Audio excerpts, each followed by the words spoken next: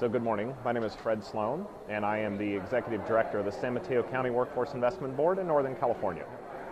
So I think there's probably three core qualities that are really important. You have to have some vision.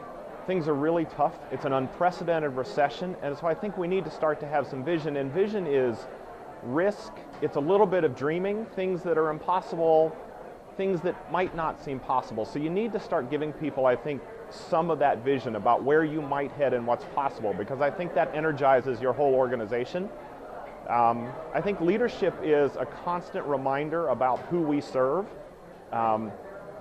If we're not careful and we spend too much time thinking about the rules of our system and how we used to do it, I think what we lose is what's really going on with the people in our community.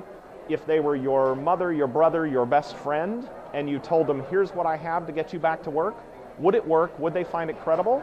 So I think, again, leadership is telling ourselves the truth, being prepared to have painful truths about stuff we did before that may not work. I think leadership is, in the right way, pressing ourselves to say, what did we do last time, and are we doing enough, and are we doing anything different? So that we're always trying to figure out, we have a whole set of strategies we used in the last recession. Okay, that's not enough. What worked? And then we need to go try some new things.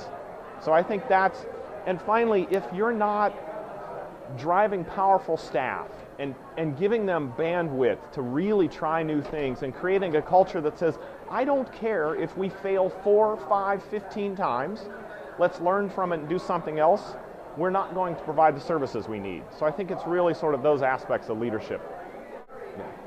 And I think it's a classic leadership dilemma. It's so easy to spend so much time on sort of operational stuff. Managing a board, checking your budget, seeing where you are, and carving out time, thought time, and time with your teams and your partners for kind of vision. What are we going to do when all the stimulus money ends? And what are some real strategies, and how do you spend 15 months preparing for that? I think the other thing that's really important is the recession will end, and the good times will come back, and those require different workforce strategies.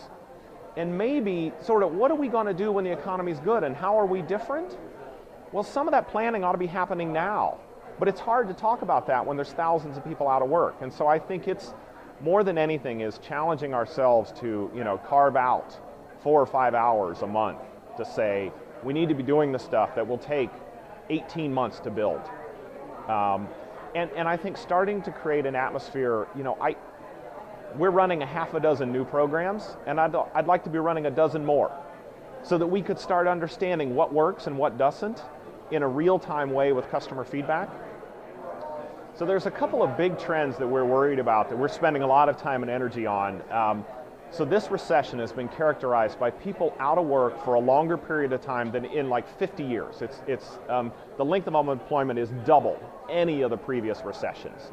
We're really worried about those folks getting disconnected permanently from the labor force. And we know we have a higher percentage of older workers also at risk of never getting reconnected. So what we're spending a lot of time and energy on is what are the strategies that help those folks stay connected?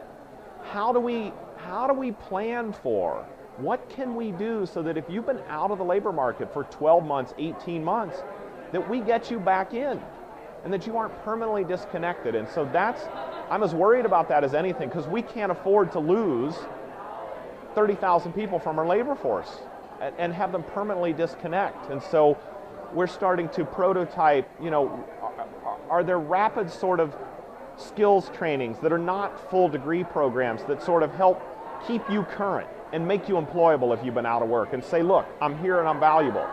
So those are the pieces. I'm really worried about the risk of permanent disconnect for a lot of our folks.